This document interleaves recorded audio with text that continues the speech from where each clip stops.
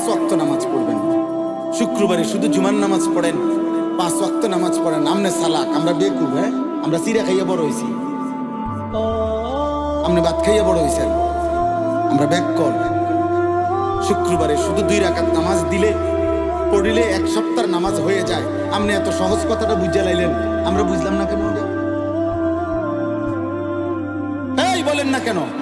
কোন বাটপারে বলছে এটা বলেন?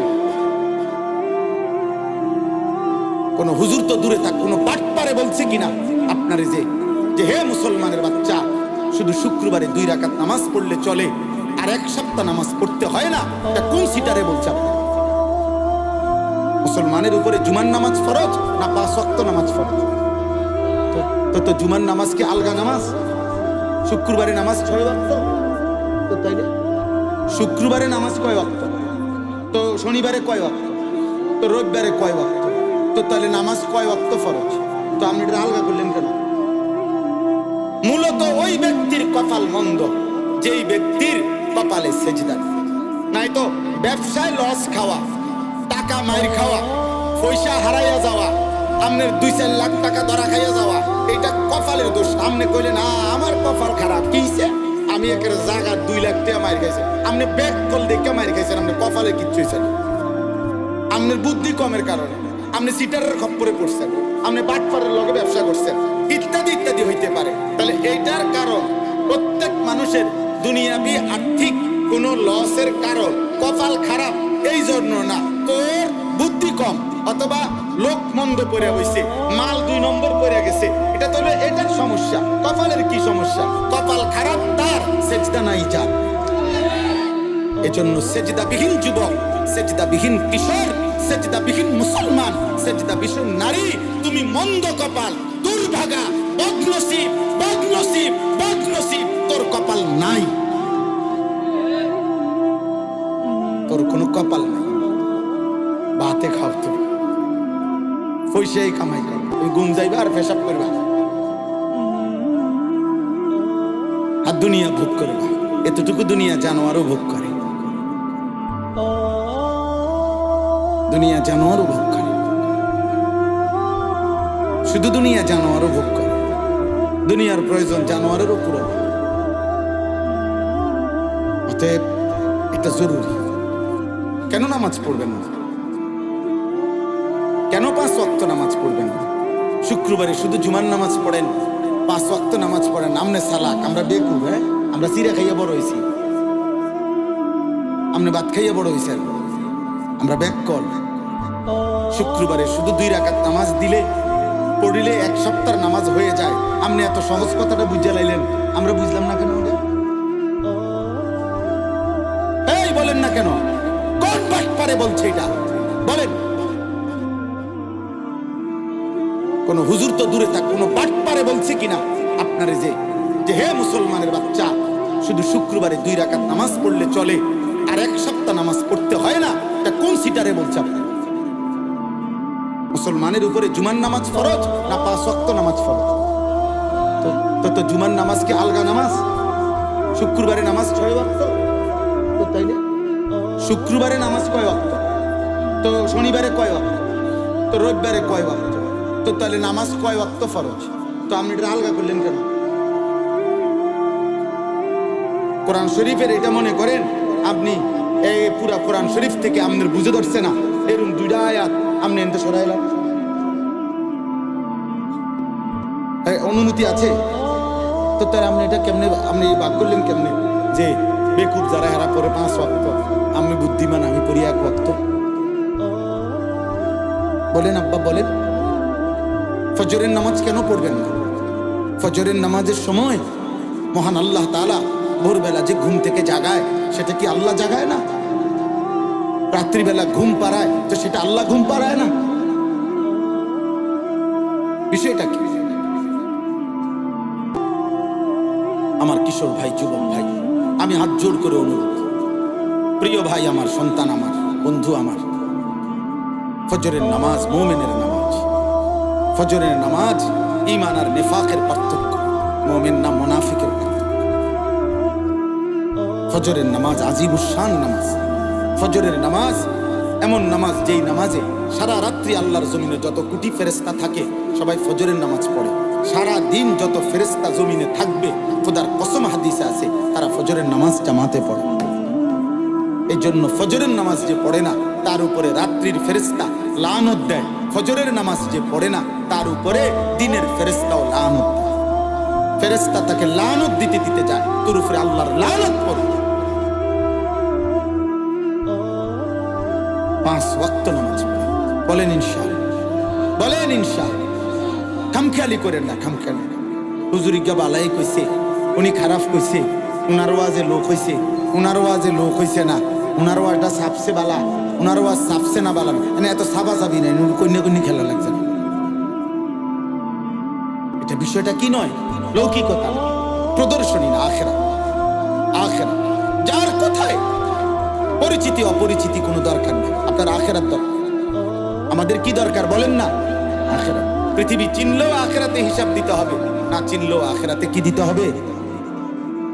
হিসাব দিতে হবে, হিসাব দিতে হবে। একটা একটা গুনাহ ছাড়েন, একটা একটা গুনাহ। এই বাবা একটা একটা গুনাহ ছাড়েন, আমিও আপনিও, আমিও আপনি। নারীর ছবি দেখো না বাবা, অস্থির উলঙ্গ দৃশ্য দেখো না আব্বা, নারী ছবি, জিনা ব্যভিচারের দৃশ্য, মোবাইলের এই আসক্তি, ছেলে মেয়েদের এই অবাধ মেলামেশা, ছেলে মেয়েদের এই অবাধ হারাম প্রেম, হারাম সম্পর্ক। আল্লাহর কসম, খোদার কসম বলছি, আল্লাহ কোরআনে বলছে নারী পুরুষ ছেলে মেয়ে বিবাহ বহির্ভূত হারাম সম্পর্ক যারা করবে, রবের ওয়াদা এটা, আল্লাহর ওয়াদা এটা, আমি তারে দুনিয়াতেও বেইজ্জতি করব, আমি তারে আখিরাতেও বেইজ্জতি করব। এটা আল্লাহর ওয়াদা, সূরা নূরের মধ্যে আছে। আল্লাহ বলছে আমি তোকে দুনিয়াতেও অপমান করব, আমি তোকে আখিরাতে, তোর দুনিয়াও জাহান্নাম বানায় দেব, তোর আখিরাতও জাহান্নাম। ইন্নাল্লাযীনা ইউহিব্বুনা আন তাশিআল ফাহিশা ফিল্লাযীনা আমানু লাহুম আযাবুন আলীমুন ফিদ দুনিয়া ওয়াল আখিরাহ। ফিদ দুনিয়া, এই যে দুনিয়া, এটা বুঝিনি, কথা বুঝেন না? ফিদ দুনিয়া এই কথাটা বুঝিনি, দুনিয়া যে এটা কোরআনের আয়াত। আল্লাহ বলেন মুসলিম জনসমাজে যারা অশ্লীলতা ছড়িয়ে দেয়, আর অশ্লীলতা বলাই হয় আযিনা ওমা আশবাহুহু, অর্থাৎ ব্যভিচার, জিনা, নারী পুরুষের অবাধ মেলামেশা এবং তৎসংশ্লিষ্ট যাবতীয় বিষয়।